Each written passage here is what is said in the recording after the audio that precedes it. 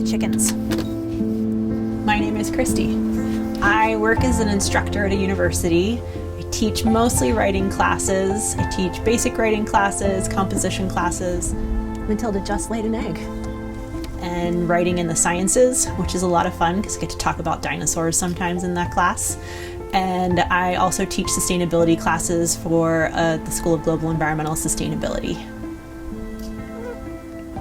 I really love the tiny house community. I think there's a lot of great people that are part of it, and so it's been really nice to be part of that community and build community around shared goals and shared aspirations of living smaller and being more conscientious about what we consume, how we consume, just our place on the earth. And also, I love that I got to build something just for me, that whatever I wanted to put into it, I could. I love teal, so there's a lot of teal in my tiny house that I probably wouldn't have gotten to do if it wasn't just for me, but I liked having that freedom to do what I wanted. Been obsessed with tiny houses for probably 8 or 9 years now, and really wanted to build a tiny house, but couldn't find a place to build it, didn't know where I was going to park it, and I know a lot of people will do that and then magically find a parking place, but I just wasn't comfortable with that. So when I finally found a place to build about 3 years ago, I bought a shell from Rocky Mountain Tiny Houses. So it had the 4 walls, the floor, and the roof, and then I finished the rest of it myself, and I've been parked here for almost 2 years. My tiny house is 8.5 by 22 by 13.5 feet tall. Last winter, I put in skirting for the tiny house to keep my floors nice and warm. That is OSB with rigid foam and then lattice on top of it.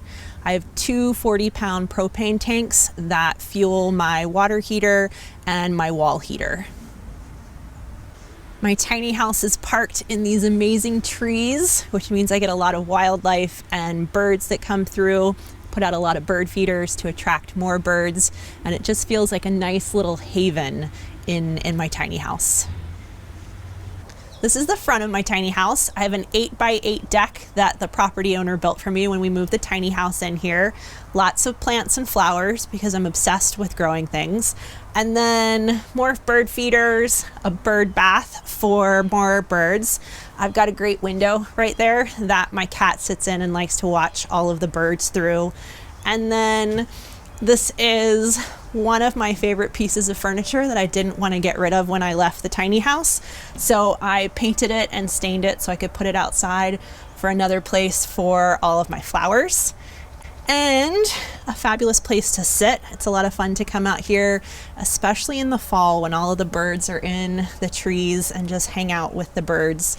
And then a great mailbox so I can get all of my mail. So as we walk around this side of the tiny house, I just store some of my things for watering all of the plants, my watering can, and then my hose that reaches the whole way around to the other side so I can water all of my flowers. On this part of the tiny house, I have corrugated metal. On the front, I did it about a third of the way up, and then on the other 3 sides, I have the corrugated metal up almost 2/3 of the way, and I have stained cedar on the rest of it. I have a window air conditioner that is in my kitchen. I was really hoping that with all the shade from the trees, I wasn't going to need to have an air conditioner, but it got super hot my first summer, so I put in the AC that I can put in by myself from inside in the kitchen. And then I've got my kitchen vent that's over where I cook, so I can keep smells out of the tiny house, all those good things. On the back, I've got my water intake, and this is where it splits to go into the house as well as to my garden hose. I have heat tape that plugs in over here so I can keep my water from freezing in the winter, and that's also where I plug in my tiny house as well for electric. This is my power intake. It's 50 amps, but I'm only on 30 amps here, so I have a converter 50 to 30 amp and an exterior plug. And one of the few things that I hired someone to do for me in my tiny house was to put in my box and my exterior plug, and he actually put in the wrong exterior plug, so I had no way to plug in my tiny house, so I ended up having to take his out and redo it and wound up doing all of that myself.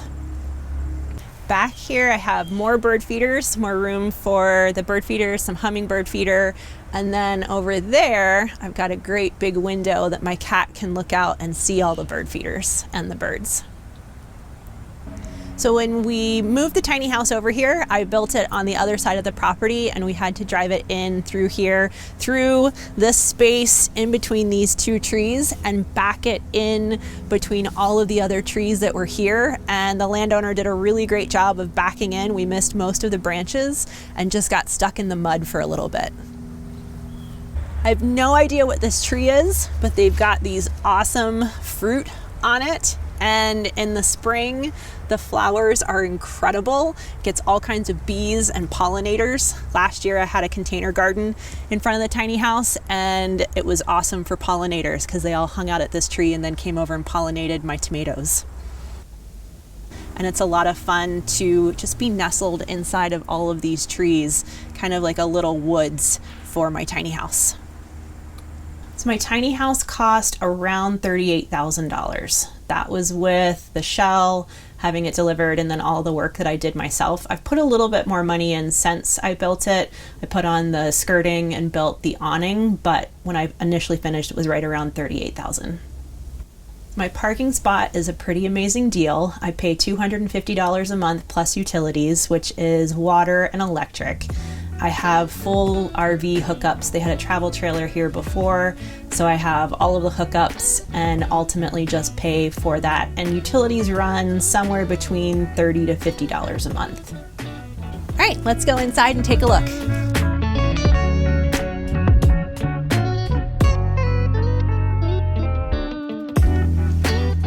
Welcome to my tiny house. Let's check out the kitchen.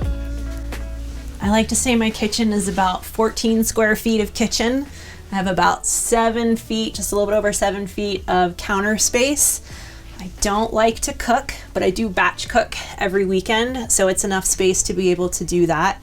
I have a small under the counter fridge that fits most of my stuff. It's just enough to put all of my food in for the week.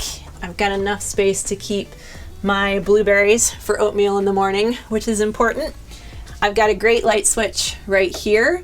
So I have LED lights behind the beam to help light up the kitchen and also just be more energy efficient so that if I just need lights on in the kitchen, I can. I have my hood over here.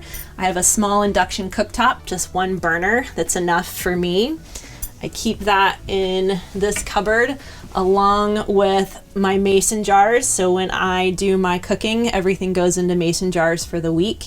And then also my dish rack for when I'm doing dishes. I can just pull out everything and be ready to go with that. This is my first junk drawer. It keeps just a couple of things in it, my cooking mitts and pads, and then just another few odds and ends in there. I keep all of my spices and cooking material in this cupboard up there. It's enough for everything I need.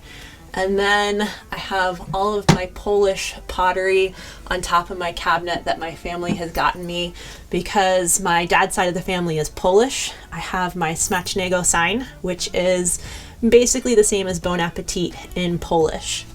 If we move over here, I have my sink that's great over the window. When I don't have my window AC in the window, it's a gorgeous view out the window. It's still pretty nice right now, but it's better when I take out the AC. I have my pots and pans for cooking in this drawer along with cutting boards so that I'm ready to cook right there. And then cat food is in this drawer. I've got my silverware in this drawer. I keep my trash can and recycling. I still need to take it out in this cabinet. And then up here, I have all of my dishes, my electric kettle for tea, and more mason jars, which is how I store everything. And then underneath, I started out without a microwave or an oven and then recognized that those are nice things to have. So I got my microwave about 7 months after living tiny. And since I do batch cooking, I just take my mason jars, pop them in there, and it's super easy to have lunch and dinner. And then I got the toaster oven this summer so I can make roasted vegetables from the garden. This is my next junk drawer. I have just a whole bunch of junk in here. Got a lot of cooking things in here. Tape measure, because you never know when you're gonna need that. Tape, just a whole bunch of things that you might need as you are going about your daily business. I keep food in this drawer, so this is my pantry, and then I keep overflow food in the bottom drawer. This is my living space. When I first moved in, I had just a bench seat, which wasn't super comfortable. So I just got this love seat a couple of weeks ago. It's so much more comfortable. And one of my favorite pieces of artwork is this window that I bought at an antique store when I first moved to Colorado. It goes everywhere that I have moved since I bought it, and I always make sure I put it somewhere that I can see it on a regular basis because I love it. I also have 2 end tables because I love being able to put books on the end tables, water, plants, obviously, and this one is my next project. I like to refinish furniture, and so this is my next project to be able to refinish this one. I also have my wall heater right here. It's a propane wall heater, which is the primary heating for my tiny house. I have the 2 40-pound propane tanks outside, and in really cold weather, one tank when I'm running this at full blast will last me about 10 to 14 days, and it keeps the tiny house pretty toasty warm. And then what a lot of people don't have in their tiny house is a cat tree, which I got for my cat because she needed a nice place to relax. It's definitely wonderful having a cat in a tiny house. It's nice to come home. It's one of the reasons I put in a full light door in my tiny house, is because she likes to greet me at the door and peer out whenever I come home. So it's nice to come home to a pet and to have someone who wants to curl up next to you. Some definite cons and drawbacks to having at least a cat is the litter that gets tracked around the tiny house. And I know I've talked to a couple other people who have cats in a tiny house, and the question is always, where do you put the litter box? So that it's out of the way, it's not some place that you have to look at, but it's accessible to clean it when you have to. My answer to that is putting it in the utility closet and then having a curtain that covers it. On this side of the living room, I have my bookshelf and my table. And when I first moved in, I just had a flip-up table underneath the window and realized I didn't have enough room for my books. So I built the bookshelf and put in this sliding table. This is where I eat a lot of my meals. I do a lot of work from here, and it just flips up. Table legs fold down, and I am ready to go. I can also move it along the length of the metal railing. So if I have people over, I can have people on each side. I can have about 2 other people over for dinner, and we can all sit around the table.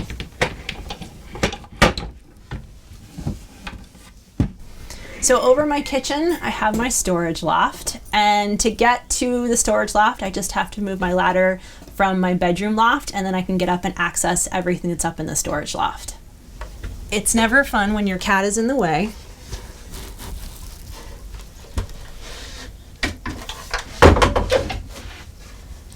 And I have 2 sets of hooks on the ladder because my bedroom loft is a little bit lower than the storage loft, so I have 2 hooks so that the angle that I cut on the bottom of the ladder still works with both heights of the loft.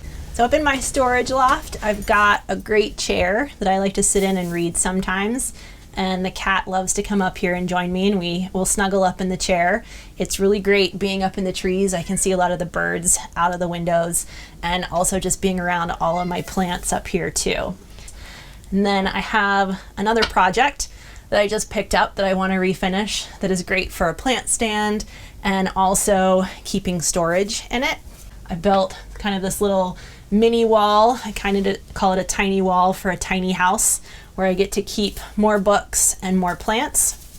And then I also have a storage cube for things like pictures, mementos, as well as seasonal decorations that I keep up here, things that I don't need to access or get into a lot. And then I also keep my tent and my backpacking pack up here as well.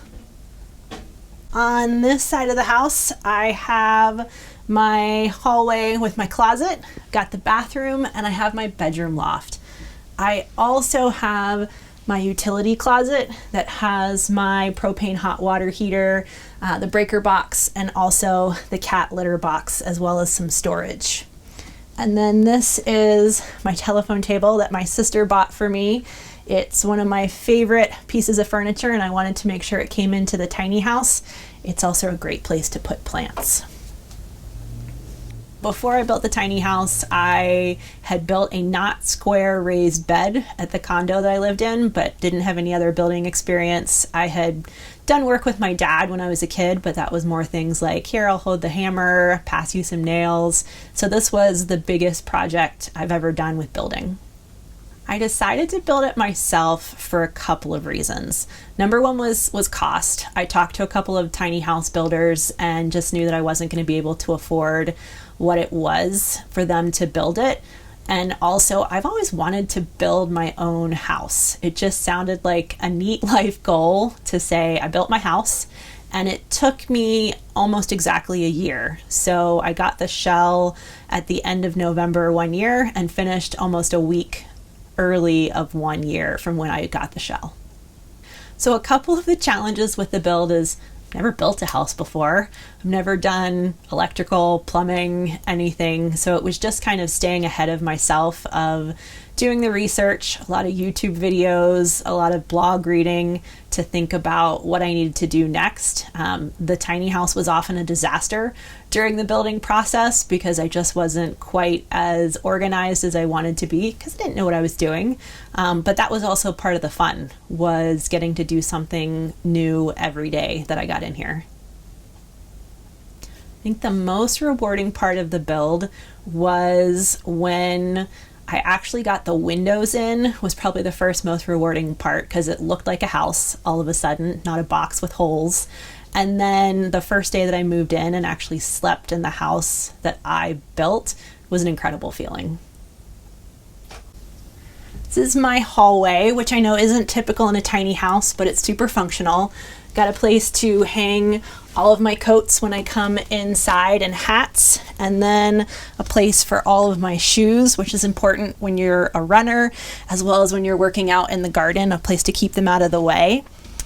Got another big window with plants and a little seat for my cat so she can look out at the bird feeder. And then space for hanging clothes, which I really wanted in the tiny house. And then another piece of furniture that I love is this dresser where I keep more of my clothes. So all of my clothes are here. I don't have separate storage for off-season clothes. Everything stays here, so it's easily accessible. I'll just trade out some clothes from hanging to storage underneath when I don't need it. And on this side, I've got my bathroom. I currently have a curtain. I keep planning to build a sliding barn door, but with just me in the tiny house, the curtain works perfectly. And it just tucks on a hook when I don't need it, and then we can head into the bathroom. So welcome to the bathroom. It's a tight fit, but it has plenty of space for kind of just floor space to get in and out of the shower and be at the sink. I have a composting toilet that I use, as well as my bathtub. And I really wanted to do a water trough tub just because I liked the way it looked. And I wanted to do this beetle kill blue stain pine as the surround. So this was one of the longest projects, kind of individual projects in the interior of the tiny house, was sanding it down, polyurethaning it, and then putting it up in the bathroom. But I love the feel I get in the shower. And then I did a surround for the bathtub, so I didn't have to have a curtain the whole way around. And then I just needed to have one curtain for it. I built the vanity for the bathroom because I had a space that isn't standard. So I built the vanity, and then I just bought a bucket and drilled a hole in it, and that is my sink. It fits perfectly in the space, and I love it. And then I did the beetle kill blue stain pine on the back of the vanity as well to match the shower surround. All right, let's go take a look at the bedroom loft. Up here, I've got a little bit of a dresser. This holds most of my paperwork, some old pictures, things like that. It's also a good place for plants. I refinished this. This was one of my projects that I did myself. And then I've got a little bit of storage here. There's not a lot in here, but my cat likes to sleep next to it and look out the windows at the birds. And then I have a little bit of a bedside table, more plants. And then one of my favorite features is my string lights. I also keep a little thermometer in the window so I can keep track of how hot it is, because it does get hotter up in the loft. And that way I just have a good sense of temperature as well as humidity, so I can keep track of how humid things are getting. Mold is always an issue in tiny houses, especially because I have my mattress right on the floor of the loft. I don't have anything underneath it, but so far that hasn't been a problem. It stays pretty low with relative humidity up here. I think there are a couple of things I've learned from living tiny. Is I was a little bit worried, especially during the pandemic, that I was gonna get claustrophobic in a small space or get tired of living in it, but I don't. I love it. I love coming home every day to this space. And along the way, I really learned what I need and what I don't need. That what I have is everything that I love having, that I use on a regular basis, and that I don't need as much stuff as I thought I did. It feels pretty amazing to know that you can take care of things. I think it's definitely changed some of the way that I look at my future of what do I want to do in life. I kind of feel like sometimes I tell people I build a house, I can do whatever I want to do. I can reach any of the goals. I felt like for a long time this was a huge life goal of I want to build a tiny house, I want to live tiny, and now I can ask myself what's next. I don't have the answer to that yet, but I know that whatever it is, I can figure it out.